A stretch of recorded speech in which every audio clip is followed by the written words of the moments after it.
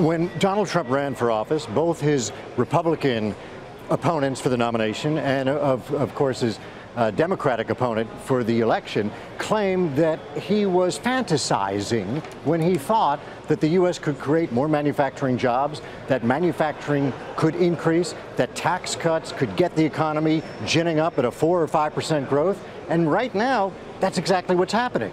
So if you're Donald Trump, you're feeling actually pretty good and pretty confident because the tax cuts did accelerate the U.S. economy. Stock market's been doing just fine. And these Made in America events are, I think, important to demonstrate to the American people that we have not jettisoned all of manufacturing to China, for instance, and that there is hope to get even more manufacturing back into U.S. factories. Like what? I mean, Bradford, aren't there just certain things that don't economically make sense to be made in America, like apparel and sneakers and that sort of thing? Or, you know, is there potential for some of these big producers and manufacturers to actually start opening factories here? I'm sorry, was that for me? Yeah, that was for you, Bradford. Okay, sorry.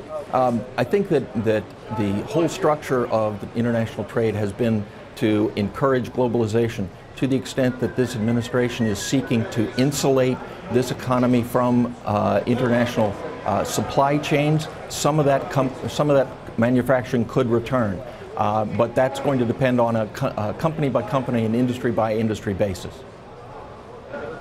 Bradford, in terms of what we could hope for progress from here, the President of the EU Commission, Jean-Claude Juncker, comes to the US this week. If there was some kind of positive rhetoric towards moving towards some kind of deal, whether it's on just autos or other things, would that be a massive win for the President to show the potential positives that can come long-term from his short-term tactics? Of course, it would depend on the specifics, but I think it would be an important progress if there could be counted specific kinds of agreements that would result in very specific kinds of trade changes, whether they be reductions in tariffs or more purchases by other countries. Who needs this deal or some sort of agreement more, Europe or the United States, Todd? U.S. economy is roaring. Interest rates are almost still at record lows. It's a powerful concoction to keep the economy growing, but that's not the case in Europe. So Europe needs the deal more than the U.S. We are blessed with a more deregulated market. You don't think President Trump needs to show Republicans ahead of the midterms and Americans that his trade tactics are working?